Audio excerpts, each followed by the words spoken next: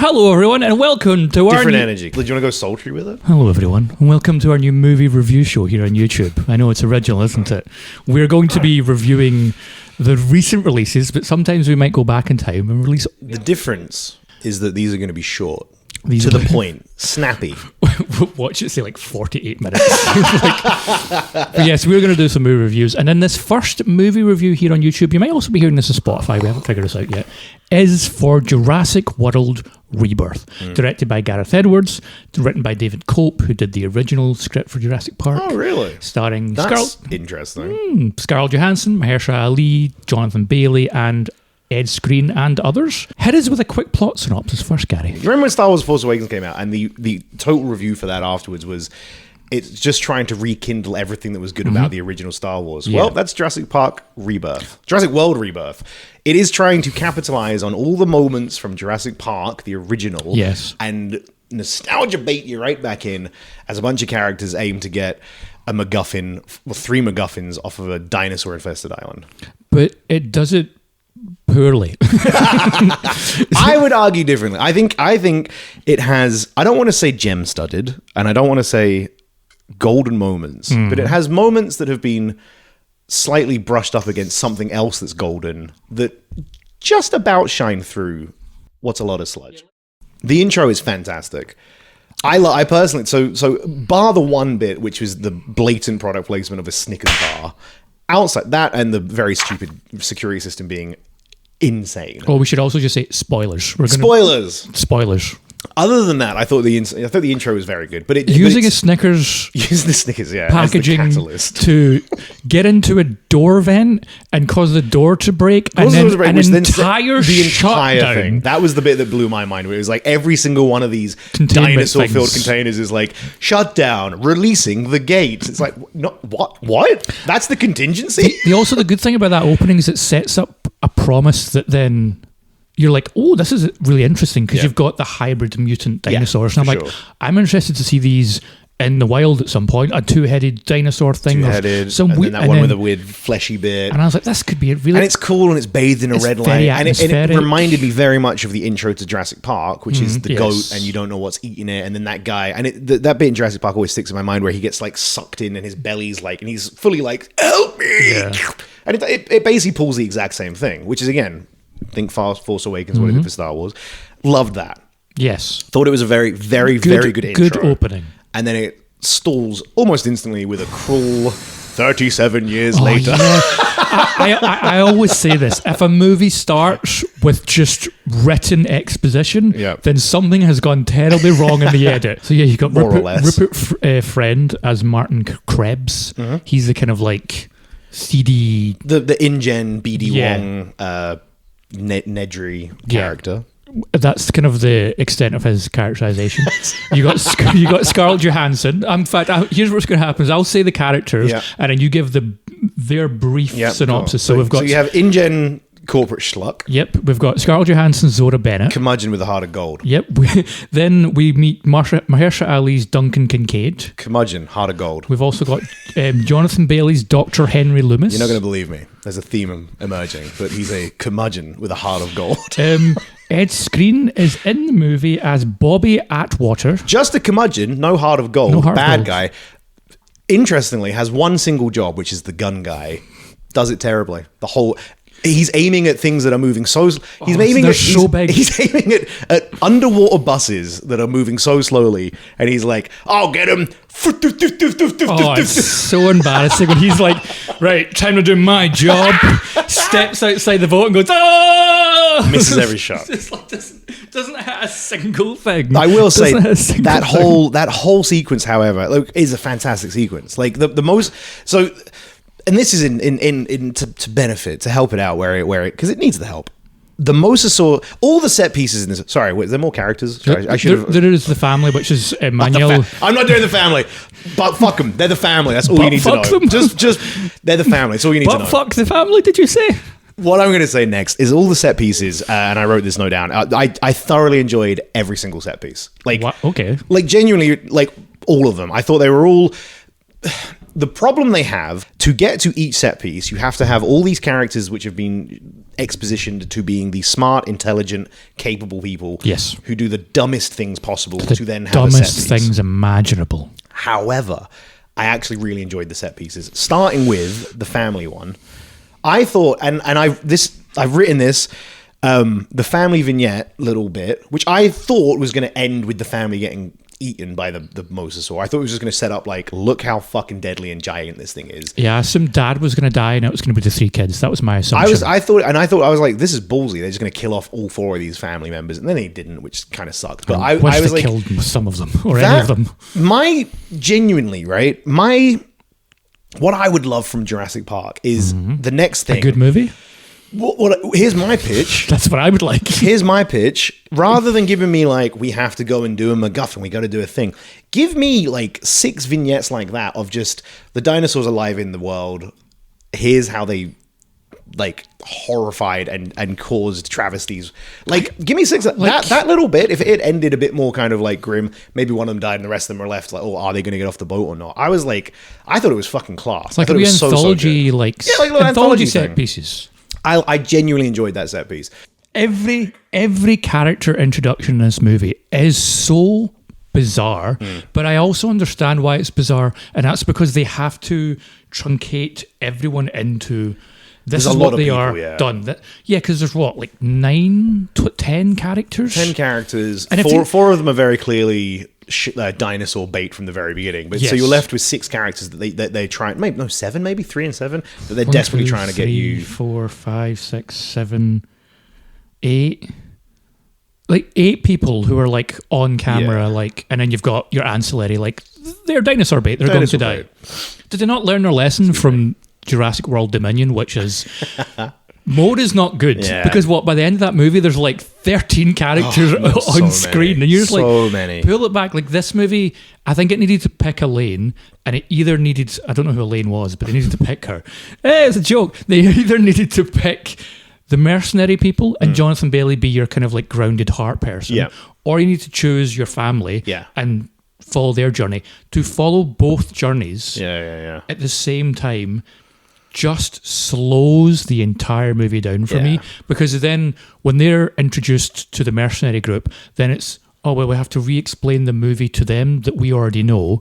And then the movie starts to happen and they're like, what are we doing? What's happening? And as the audience, you're like, well, I know what's happening and I don't care for this, like, this dead weight that we now have to carry.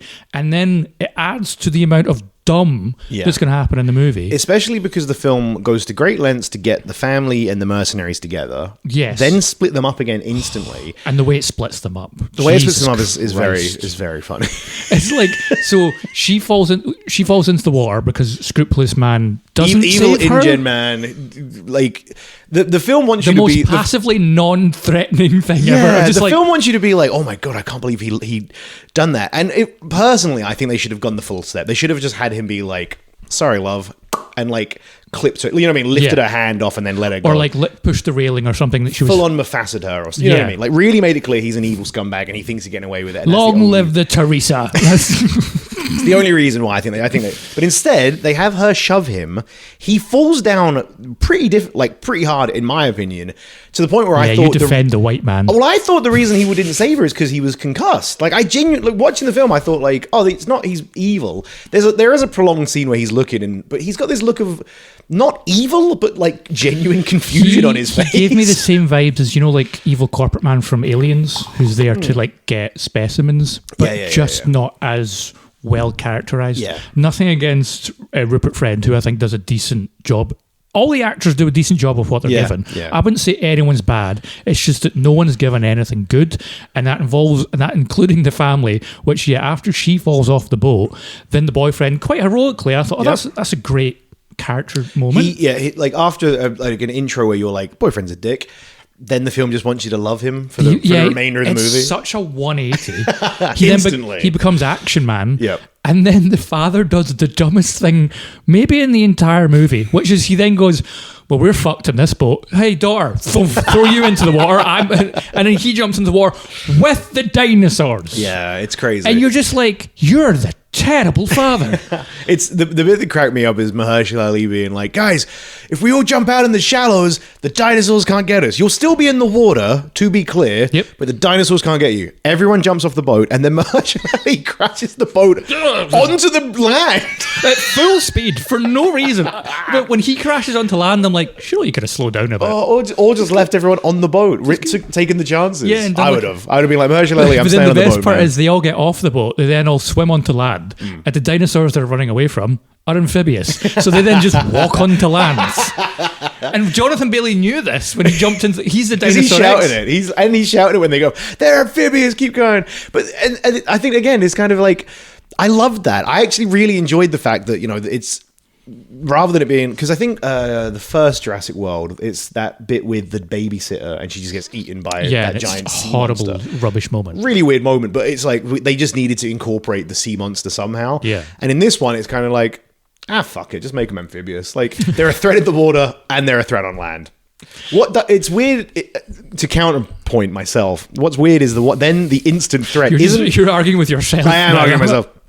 The instant threat once they get on the beach isn't any of the dinosaurs that come out of the water. It's one that was laying on the beach behind the character that gets eaten. I mean, a cool little moment. Like they do that. Again, there's loads of these cool moments. They do these little moments. You're like, oh fuck, I didn't even clock that. Like, if I see the movie again, which I hope I never do, is I'll be like, oh, there's that dinosaur, didn't notice. Yeah. But then her death is another example of just disconnecting intelligence from reality. Yeah. Because she's just landed on an island full of dinosaurs. And she's running just away from dinosaurs. Just trying her best to yank what is clearly a massive amount of load away with her. We all have that struggle sometimes. But it's, again, these smart characters, or these paid mercenaries who surely would be like, I'll just leave this because it's not going anywhere. No dinosaur is going to attack plastic and science equipment, and we'll just come back in 5 minutes. Yeah, but once the heat's off. Yeah, rather than desperately dragging it on now. Wild. To circle back to that, actually, for me, I felt the pacing of this movie was rough, slow, and it takes them so long to get to the island that by the time they got to the island, I was like, I'm pretty bored. I struggled with the pace. I thought the amount of exposition and setup was ridiculous. I think once they hit the island, it's a lot better. But I think that's 40 minutes. It's far in. It's about 40 minutes into the film. If you could trim that 40 minutes exposition down to 15 minutes, which would take the entire runtime of the film down to about an hour 45, hour 40, I think it would be fine. And I think you could leave the second half of the next two acts of the film completely untouched, and it would still feel better. But by the time they hit the island and you're finally getting some dinosaur goodness, oh my god, yeah, you've sat through 40 minutes of... It's why I think the stuff with the family needed to go, because you do the entire introduction of all your mercenaries. Here's your big name actors, your Mahershala Ali's and your Scarlett Johansson's. You're like, okay, we're off on the mission. Cut away now to family being attacked. Okay, this is going to slow the movie down because now we need to bring what's interesting about it. What's really weird about it is the reason they brought the kids in is because they wanted it to feel like Jurassic Park 1. They're trying to do it again, right? They wanted these kids in the story. What I don't get is the mercenaries were so outgunned, as it were, anyway, right? So the film makes it very clear, because again, they meet the family, then they instantly disappear. The mercenaries get fucked up. So the family are ancillary. They just survive by happenstance. They just manage to muddle their way through the film. Despite the stupid things they continuously do. But they just kind of falling down the same hole. All four of them. How did we get here? I'm surprised the dad didn't pick the girl up. He did fucking launch her down the hole. So the family... Be just like your sister. Get down there. The family is so ancillary. I don't get why they didn't just go, right... Like I said, kill them off at the beginning to highlight the dinosaurs are incredibly dangerous. Then maybe the little girl washes ashore, or the slightly older, one of them washes up. And then, much like Aliens, they have to protect the little girl. And then they keep them with the mercenary group, and it's kind of like a... You can't scream right now. And it's a little girl who's terrified of dinosaurs, which is it's a wrinkle they didn't fully explore, and I wish they had. Because there's just too many characters. Because there are too many characters. But, people would have phobias. Much like I'm terrified of spiders. If I there hate was snakes. If there were dinosaurs, you would have people that are like, I was born into a world where dinosaurs roam free, and I'm fucking terrified of them. That's cool. I don't want to get here already, but much like the Terminator franchise, or much like Star Wars, or other big franchises like that, or Ghostbusters is another one, you clearly don't have any new ideas. You don't know how to develop an interesting concept. You came close with the dinosaurs in the world, but then they just went, that's too much work. So then we'll just bring them back to an island again. Yeah. Like this film and the last 3 films prove that there are no ideas anymore for this franchise, and so it needs to stop. What's hard about it is when Jurassic World was coming out, that very early draft script got leaked, which was about in-gen testing human DNA in dinosaurs. And I think that very early script went weird. Like, I think it got wacky where it was like a human army versus a dino hybrid army. Because then that's where the stuff with Vincent D'Onofrio's character kind of got wrapped into the script. So it clearly, there's clearly some like through threads into this film because, you know, the genetic mutation stuff. But like, at least that would be something so unbelievably drastic and different rather than, right, we need to get a reason why they're going to the dinosaurs. We need a reason why they can't have 100 people turn up. And then we need a reason how everything goes wrong and they're stranded. And I guess we've done it all before, but we just have to do it again. But then it's like, what's the point? I'm gonna talk very briefly. They do the music swell early, not a full Jurassic Park swell. They don't know how to use it. But it's when Mahershala Ali and Scarlett Johansson are just chatting about their past. Odd. Then they decide to do it properly and again, emulating the Brontosaurus, Brachiosaurus, Diplodocus, Barney. One of the dinosaurs. They try and emulate the scene from Jurassic Park 1. They do move in herds, and it kicks in. And it's like, you've got it. I mean, yeah, fine. You've just stolen it from the first film, but you've at least understood it. Boy, and it's this nice low shot of Scarlett Johansson looking up at the Titanosauruses, and you're like, you did it. Except the full-on swell, the da-na-na happens as the human fucking injector thing goes and sucks all the goodness out of the dinosaur. You're like, so you're kicking the swell in at the human, in like at the fiddling bit. Again, the whole point of Jurassic Park is humans shouldn't fuck around in nature, and that's when you kick the Jurassic Park music in. Like, they're so close on so many moments of these. Of again, could have been the golden moment of the film. Instead, is just lightly tarnished gold. It definitely sets it up to be like, this is our wow magic moment, and the magic is well and truly gone from this movie, so that's never going to happen. But bringing it back to Jurassic Park as another example, you look at the pacing of that movie and how it, like, to get them to the island, 20 minutes, 25 minutes, it just gives you everything you need. Obviously, it's got one of the greatest filmmakers of all time behind it, Steven Spielberg, so he knows how to pace everything. This movie, 40 minutes to get to the island, and then when they get to the Titanosaur that's another, scene, 25, 30 minutes? But even when they get there, so if you look at the original, when they do their Barney moment, is that whole scene is maybe less than 5 minutes, and it gives you the wow, the music John Williams hits, and it's like, it's magical. You can't do that again. You can't repeat that again in cinema because the moment has happened. The lightning in a bottle has happened. So in this version, they decide, well, how about we just hang about in the scene for 10, 15 minutes and just keep... Also, apparently, the Titanosaurs, the biggest dinosaurs that have ever lived, are ninjas because they're hiding in some grass. And then next minute, there's 100 of them. And they go from, well, there's nothing here to, well, there's a massive dinosaur in front of us. And you're just kind of like, what? It's like, cool, now let's just stand and look at them for the next 12 minutes. They're in wonder. They're enjoying it. But the wonder lasts too long is the problem. I know. Again, they're trying to emulate Jurassic Park 1. If you can't, you're never going to emulate the first. So then you have to be as brief as possible. And then find your next bit. Yeah. So and you also have to do something different. You can't just redo the same thing and expect people to go...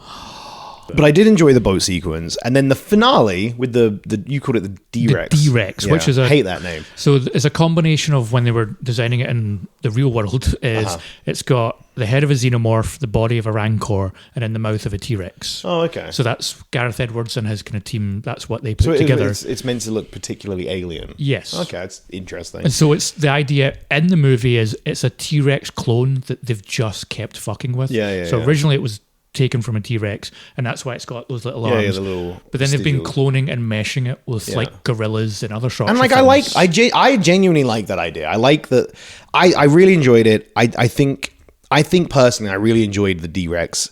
I like the fact that you never quite catch a good look at it. It's always half shadowed. What beautifully shot. And always in red as well. You know what I mean? Like, obviously the color scheme, which comes back from the beginning where it's in the red. And then using like smoke and fog to hide it. That whole final sequence is so good. So good. It's so wonderfully lit and shot. It just looks great. It's just such a problem that it keeps, again, flicking between the mercenaries dealing with the D-Rex and then the family in the vents running away from doing these dumb fucking things. raptor bat things, which I honestly could have done without that whole raptor bat side plot. I liked it, but again, it goes on for too long. So long. Like when they go into the 7-Eleven like convenience store to get Snickers and Twixes. I don't know if I maybe missed a bit. I had to pee a couple of times. Why was the entire place lit up like the 4th of July when they had nothing before? So the generator, when they get there, like, oh, the generator's running on a timer, so it shuts down and it starts back up. Why? Apparently, because it's using like gorilla or kind of like human, there might be some human in there. There is some learning capability to the D-Rex, so it incorporates that into its hunting. Yeah. So then when the lights come on, the D-Rex is like, the things are going to show up there. So then that's how it hunts. It's by learning. Okay. But none of that's in the movie. This is all things I read about outside of the movie. It turns out my reading of the movie was more interesting than the watching of the movie, because I learned that originally this was going to be directed by David Leitch, who did Bullet Train and things like that. But he had to step away. That could have been interesting. And so they went to Gareth Edwards because, as we've seen with Godzilla, Rogue One, The Creator, Monster, his first movie, which everyone should watch. He can do big monsters. Like, he can do scale within reality. And it work. Like, when you look at Godzilla and how he's able to make that scale work and use the camera, it feels big, but at the same time, it feels real. And this, it doesn't, I don't know for you, it didn't feel like that to me. It felt like... I think the problem they had, and this might be Gareth Edwards being like, let's do the research and figure out dinosaurs. I just think that Spielberg didn't give a fuck. Spielberg was like, they're dinosaurs. They're massive. Yeah, but they're not that big, Spielberg. I don't give a fuck. And some things in the mirror might be bigger than they say. I want the dinosaurs to be a presence on screen. I want them to be gigantic. All right, cool. So what about the Titanosaurs? They're the biggest dinosaurs ever. Yeah, but actually, that doesn't mean... Because when they were saying Titanosaurs, I was like, well, the Brachiosaurus in the first films are massive. Yeah. These are going to be huge. And then they're big, don't get me wrong, but... The scale doesn't I was expecting like a Godzilla size. Do you know what I mean? I was expecting there were going to be one Titanosaur... And then there's this fucking 100. I don't know. Well, I don't know if Gareth Edwards was like, well, how big and what do dinosaurs actually look like? And they're like, well, people think they're massive, but they're actually maybe... they're like two people standing on their head. Right. I want my dinosaurs to be that big. And it's like, that's fine. You want to go for a realistic, scientific element, but it kind of ruins the horror. But to give, not necessarily an out to Gareth Edwards, because he is a director I like, and I want him to get more opportunities, is he only came onto this movie a year ago. So June of last year, they were like, Gareth, can you come in? We've lost tie a name onto this. So he had to come on and had a very, very short pre-production time to get into the mix. And then this movie shot fast. They did this fast so they could get it out this year. So the pre-production and the production was very truncated, and I feel like that kind of held back Gareth Edwards' ability to do what he does best. Because when it comes to shooting films, he usually shoots handheld and he likes to have his camera. And he shot this on film, which is also insane. Yeah. And he likes to shoot his entire film, like all the real stuff. And then after that, what he gets, he pieces his CGI into. That's why when he did The Creator last year, he did it for such a small budget and then was able to put these big... Which was crazy. But that film looks immensely good. You can feel how rushed this feels. Yeah, for sure. Because it's... The characterization is off, the pacing is off, the editing is off, the scale is off. I wouldn't go as far as that. I think there's a lot of it that's good. I think, for me anyway, I think there's a lot of it that's good. Mm-hmm. I do fully agree. I think the pacing's a bit odd or wonky. It's just too front-loaded. It's too slow. I think the editing's fine. I think the scoring, it's just a choice issue. They just needed to just kick it in 30 seconds earlier, so it's the Titanosaurs rather than the human needle. There's all these moments that are kind of, again... could have been diamonds, but just aren't, unfortunately, because of a choice. But I shout out to I just looked it up here. Alexander Desplat. His score, I thought it was mixed at sometimes, but when it did hit, it was really good. Wow. And then the cinematography is by John Mathiasson and Gareth Edwards.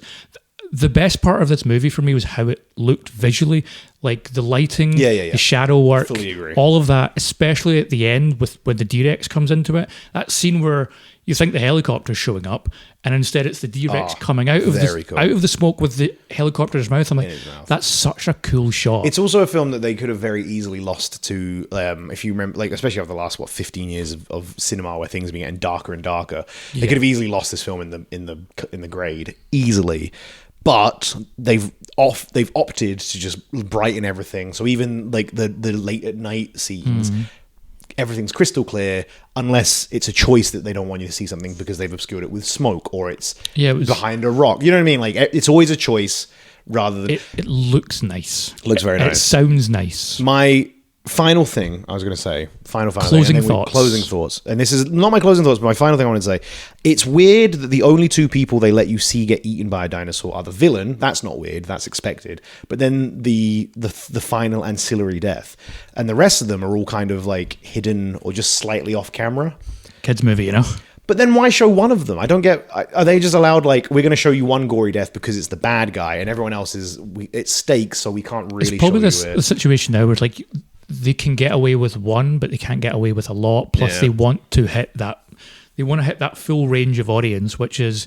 They want to get the 8-year-olds, but they want to get the 40-year-olds. So one death as much as they can. I mean, I'm not asking for Jurassic Park to be super gory, just to make it clear. But I think if you're showing people getting eaten by dinosaurs, just show them getting eaten by dinosaurs. This is the problem when you have a movie that's got a $180 million budget. That's also rumoured to have maybe gone up to $220 million. But it's so far made $312 at the box office. So it's going to be probably one of the biggest draws at the box office this year. Closing thoughts. I actually didn't hate it. I think the film, for me... If I was going to give it a rating out of 10, I don't want to give it a 7. I'd be in the 6.5. I think 6.5 for me. I think it's definitely not going to be a rewatch. But if I ever decided to watch all the Jurassic Park films, it would be one of the ones that after the first two, I'd be like, I'm kind of looking forward to getting around to Rebirth. Especially after 3 and Dominion and do you know what I mean? Like Dominion, fucking hell, I could never sit to that again. It's for like a 6.5. I'm not going to seek it out, but if I ever decided to watch it, like and with Benji at one point, it could be one that I'd watch them all with him. I wouldn't mind watching this one again. I think it holds it together. I think the characters are interesting enough. The people do their absolute best jobs acting with what they're given. I do think the script is probably the weakest element of the entire film, but I liked it. Gav, what are your final thoughts? My closing thoughts. I feel like that noise is about to belay a tirade. For me, at this point, like going into this movie, I wasn't expecting anything good. I didn't have this expectation. Minus being Gareth Edwards, I think he's a good director. He was the reason that I was like, I'm interested to see it. Yeah. Outside of that, I had no like, another one. I was like... Yeah, we're still fucking bringing this, much like bringing the dinosaurs back from extinction. We're bringing fucking Jurassic World back from extinction because this isn't as bad as the Chris Pratt movies. I would say it's better than the first and third one. I like the second one because of the whole horror and the, what'd you call it, mansion thing. That was quite interesting. But it's just so nothing. Yeah. It feels like it feels bland and lifeless. It feels created by a committee. And I'd agree with that. And it feels like it's out to insult the intelligence of the audience because, and I cannot stress this, the choices by anyone, whether... other than the family who are just dumb, by trained professionals. By trained elites. The film wants you to think. The movie's like... Or at least buy best into. of the best. Yep. Scarlett Johansson, she's the one you want. She gets shit done. Yep. Mahershala Ali, he's the boat guy. They're willing to pay these people you shit done. $20 million. So much money. $20 million to do this job because they're the best of the best. And they... What's that? They're just speaking at full volume in the jungle at night. And they're not hiding it or whispering, and they're putting on lights and they're walking around. Or they get to the base at the end and they're all just scream, hey, hey! And I'm like... Wild. Have any ounce of thought in your brain. I'm good. Leave Jurassic Park. It's fine. Don't do it. Give me that anthology series. If you want to do more Jurassic Park, just pick a new genre. Go horror for all. Like do something crazy. But I think what's clear is when you look at Fallen Kingdom or this one is when they lean into the horror elements, it's really exciting. Yeah, it's good. But when they then just pull back and just make it big, amorphous, bland set piece, you're just like, all right. Guess so. There's no reason to emotionally invest or care about anyone. There is no reason to care about the big, we got to get the MacGuffins to save the world. And the dinosaurs now feel lifeless. Whereas before it was magic. Now it's just like, cool, there's more dinosaurs, which I get is what the film is trying to say is people don't care about dinosaurs anymore, but that's not how to go about making a movie. Don't make a movie as, people don't care about this, so we're going to make it like people don't care about it. That's bad. That's bad filmmaking. That's bad storytelling. Make us care. I don't care anymore about this franchise. I have not cared since the second one. I wish it would please end. And if you're out there and it's not part of your weird hobby life to watch movies, don't see this movie. Don't give it money. Don't let it succeed. We have to let it die. Like the dodo, let it die. Please. This has been a review of Jurassic World Rebirth. We don't have a name for this yet, but I'm pitching country reviews. Review country. Review country, and we're going to wear cowboy hats. I'll put them on in post. Just last, because we're on Letterboxd, if you were to give this out of 5 stars, what would you give it? 6.5 out of... So 6.5 out of 10, half that, I'd give it 3.75, is it? Something like that? Okay. No, 3.25? 3.25. Let's say 3.5 stars you would give it. 3.25 stars. Okay, 3.25 stars for Gary. I do our Letterboxd for the Meandering Movie Podcast. You can follow us on Letterboxd. I gave this 2 stars out of 5. Visually it's nice. It sounds nice. 1 or 2 set pieces are somewhat enjoyable. But please don't see it. Please don't support it. That's review country. This is yeah! We'll see you in the next one. Yeah, that's good. I like you. We're sticking to it now. It's review country, baby. This is review country. I'll just key us out. Put in some fucking Wild West in the background. Like just terrible.